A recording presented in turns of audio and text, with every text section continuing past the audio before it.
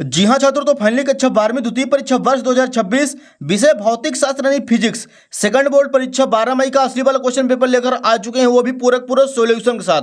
तो बच्चों आपको बिल्कुल भी टेंशन नहीं लेना है। यदि आप इस वीडियो को शुरू से लेकर लास्ट तक वॉच करते हैं तो 100% गारंटी है कि आपको इस बार फिजिक्स में पास होने से कोई भी नहीं रोक सकता। तो चलिए बच्चों, बिना टाइम वेस्ट किए, क्योंकि आपके पास टाइम बहुत कम बचा हुआ है, तो आप देख सकते हैं जो पेपर है उसका फ्रंट पेज आपका कुछ इस टाइप का दिया गया है और जो क्वेश्चन है बच्चों इसके अगले पेज से दिए गए हैं। तो यहाँ पे देखिए प्यारे बच्चों, सबसे पहले क्वेश्चन नंबर 1 है, प्रत्येक प्रश्न के उत्तर के लिए दिए गए विकल्पों में से सही विकल्प चुनकर लिखिए। इसका पहला क्वेश्चन है, 50 न्यूटन प्रति कूलम तीव्रता वाले विद्युत क्षेत्र में 20 माइक्रो कूलम आवेश रखने पर उस पर लगने वाला बल होगा। इसका राइट आंसर हो जाएगा ऑप्शन नंबर सा, 1 × 10⁻³ न्यूटन। दूसरा क्वेश्चन है, 10 माइक्रो कूलम आवेश में इलेक्ट्रॉनों की संख्या होती है। इसका आंसर हो जाएगा ऑप्शन नंबर बा, 6.25 × 10⁻13। तीसरा प्रश्न है, गतिमान इलेक्ट्रॉन उत्पन्न करता है। इसका आंसर हो जाएगा ऑप्शन नंबर सा, चुंबकीय क्षेत्र और विद्युत क्षेत्र दोनों। अगला क्वेश्चन देखिए बच्चों, चौथा नंबर है, प्रत्यावर्ती धारा परिपथ में वाटहीन धारा होती है यदि परिपथ में है। इसका आंसर हो जाएगा ऑप्शन नंबर द आर एवं सी दोनों। पांचवा प्रश्न, निर्वात में विद्युत चुम्बकीय तरंग की चाल के लिए सूत्र है। इसका आंसर हो जाएगा ऑप्शन नंबर बा, सी = 1/√μ0ε0। छठवां क्वेश्चन, एक लेंस की फोकस दूरी किस रंग के लिए न्यूनतम होती है। इसका राइट आंसर हो जाएगा ऑप्शन नंबर आ, बैगनी रंग के लिए। तो बच्चों यहाँ पे जो क्वेश्चन नंबर पहला था अपना सही विकल्प चुनकर लिखे, पूरा कंप्लीट हो चुका है। इसका आप लोग फटाफट स्क्रीनशॉट ले लीजिए। जो बच्चे इंग्लिश मीडियम से हैं तो वो भी अपना फटाफट सभी क्वेश्चनों को तैयार करते चलेंगे। सेकंड क्वेश्चन के लिए मूव करते हैं अगले पेज पर। यहाँ पे देखिए पहले बच्चों, दूसरा क्वेश्चन, उचित शब्द के द्वारा रिक्त स्थानों की पूर्ति कर लिखिए। इसका पहला प्रश्न है, सेल से धारा लेने पर टर्मिनल वोल्टता डैश है। तो इसका आंसर करना बढ़ती है। दूसरा प्रश्न है, ओमे प्रतिरोध का VI ग्राफ एक सरल रेखा प्राप्त होती है। तीसरा प्रश्न, विपरीत दिशा में धारावाही दो समांतर चालकों के मध्य चुंबकीय प्रकृति का होता है। चौथा क्वेश्चन है, प्रतिबाधा का मात्रक ओम इनवर्स या म्यू होता है। पांचवा क्वेश्चन है, विद्युत चुम्बकीय तरंगों के संचरण की प्रकृति अनुप्रस्थ होती है। छठा नंबर दिया गया है, सरल सूक्ष्मदर्शी कम फोकस दूरी का एक अभिसारी लेंस होता है। तो बच्चों यहाँ पे जो क्वेश्चन नंबर दूसरा था वो भी अपना पूरा कंप्लीट हो चुका है। इसका आप लोग फटाफट स्क्रीनशॉट ले लीजिए। नेक्स्ट देखिए बच्चों, क्वेश्चन नंबर तीसरा इसी के नीचे दिया गया है, स्तंभ आ को स्तंभ बा से मिलाकर सही जोड़ी लिखिए। एक साइड है स्तंभ आ, दूसरे साइड है स्तंभ बा। फर्स्ट नंबर है, विद्युत द्विध्रुव आघूर्ण। इसका आंसर करेंगे कूलम × मीटर। सेकंड क्वेश्चन, विद्युत फ्लक्स। इसका आंसर हो जाएगा न्यूटन × मीटर स्क्वायर प्रति कूलम। तीसरा प्रश्न, विद्युत धारिता फैराड। चौथा है धारा घनत्व, तो इसको ज्वाइंट करना है एम्पियर प्रति मीटर स्क्वायर से। पांचवा है स्वप्रेरकत्व, तो इसका सही मात्रा का हेनरी होता है। छठवां है प्रेरित विद्युत वाहक बल। इसका आंसर हो जाएगा वोल्ट। तो बच्चों को जो क्वेश्चन नंबर तीसरा था सही जोड़ी वो भी अपने यहाँ पे कंप्लीट हो चुका है। इसका आप लोग फटाफट स्क्रीनशॉट ले लीजिए। एंड क्वेश्चन नंबर 4 के लिए मूव करते हैं बच्चों अगले पेज पर। यहाँ पे देखिए बच्चों, प्रश्न 4 दिया गया है, सत्य अथवा असत्य कथन लिखिए। पहला प्रश्न है, चालक के भीतर स्थिर विद्युत क्षेत्र शून्य होता है। इसका आंसर करेंगे सत्य। दूसरा प्रश्न, पृथ्वी का विद्युत विभव अनंत माना जाता है। इसका आंसर हो जाएगा असत्य। तीसरा प्रश्न, चुंबकीय क्षेत्र रेखाएं सदैव बंद पारा बनाती हैं। इसका आंसर हो जाएगा सत्य। चौथा क्वेश्चन है, एक आदर्श वोल्टमीटर का प्रतिरोध अनंत होना चाहिए। इसका भी आंसर करेंगे सत्य। पांचवा नंबर है, दीर्घ रेडियो तरंगों की आवृत्ति सर्वाधिक होती है। इसका आंसर हो जाएगा असत्य। तो बच्चों यहाँ पे क्वेश्चन नंबर चौथा भी अपना कंप्लीट हो चुका है, जो कि सत्य फत्य था। इसका आप लोग फटाफट स्क्रीनशॉट ले लीजिए। अगला क्वेश्चन देखिए बच्चों, इसी के नीचे दिया गया है प्रश्न 5, एक शब्द या एक वाक्य में उत्तर दीजिए।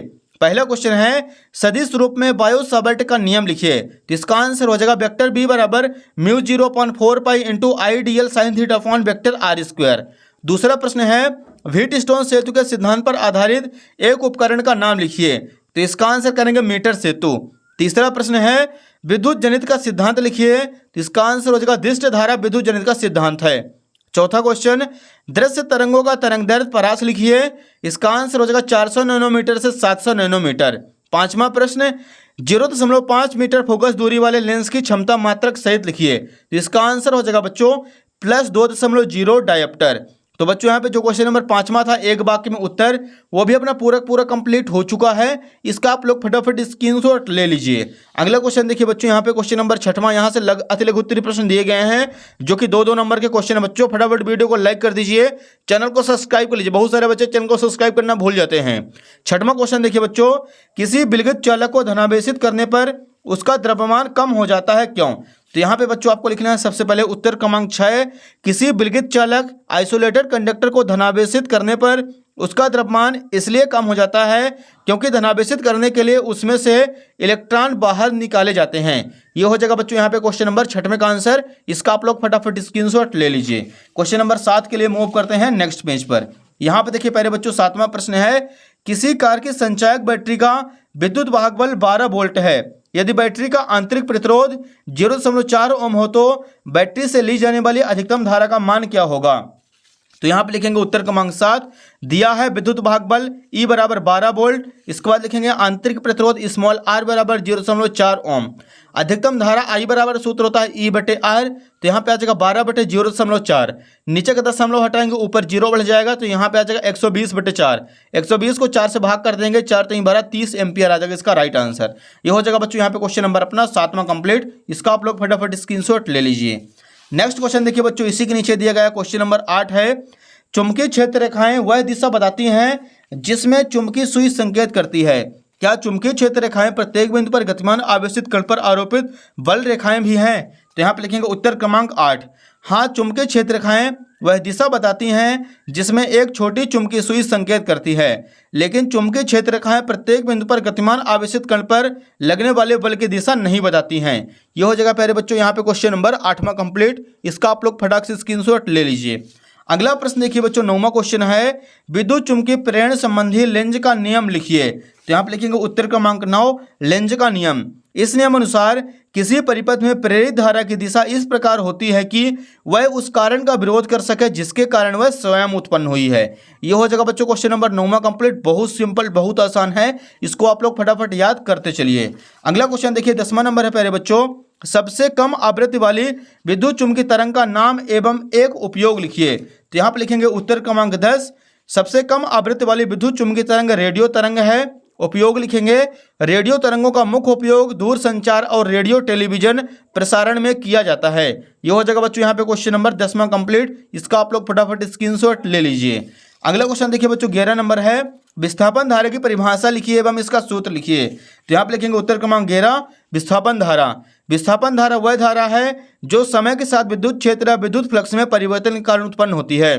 सूत्र ID बराबर एप्सिलॉन 0 इंटू d∅E/dt। ये हो जाएगा बच्चों क्वेश्चन नंबर 11 का आंसर। इसका आप लोग फटाफट स्क्रीनशॉट ले लीजिए। एंड क्वेश्चन नंबर 12 के लिए मूव करते हैं नेक्स्ट पेज पर। यहाँ पे देखिए बच्चों क्वेश्चन नंबर 12 दिया गया है, पूर्ण आंतरिक परावर्तन की कोई 2 शर्तें लिखिए। तो यहाँ पे लिखेंगे उत्तर क्रमांक 12, पूर्ण आंतरिक परावर्तन की 2 शर्तें निम्न हैं। पहला हो जाएगा सघन से विरल माध्यम में गमन। प्रकाश किरण को हमेशा सघन माध्यम जैसे कांच, वायु, पानी से विरल माध्यम जैसे हवा में प्रवेश करना चाहिए।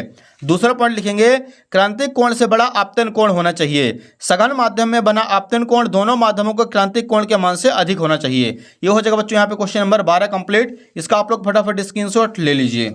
अगला क्वेश्चन देखिए प्यारे बच्चों 13 नंबर है, विद्युत फ्लक्स से संबंधित गाउस का नियम यानी प्रमेय लिखिए एवं सिद्ध कीजिए।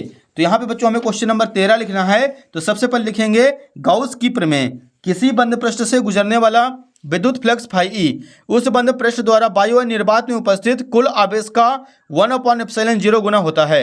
यहाँ पे लिखेंगे अर्थात φE बराबर Q/ε0। व्यंजक के लिए क्षेत्रफल अब ds से गुजरने वाला विद्युत फ्लक्स तो E इंटू ds आ जाएगा। E ds cos theta, theta बराबर 0 डिग्री है जैसा कि आप लोग डायग्राम में देख सकते हैं।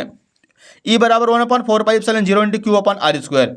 सॉल्व करेंगे तो यहाँ पे आ जाएगा φE बराबर Q/ε0। यही गाउस की प्रमेय है। ये हो जाएगा बच्चों यहाँ पे क्वेश्चन नंबर अपना 13 कंप्लीट। इसका आप लोग फटाफट स्क्रीनशॉट ले लीजिए। अगला क्वेश्चन देखिए बच्चों 14 नंबर दिया गया है। इसका आप लोग अथवा कर लीजिएगा, बहुत सिंपल, बहुत आसान है।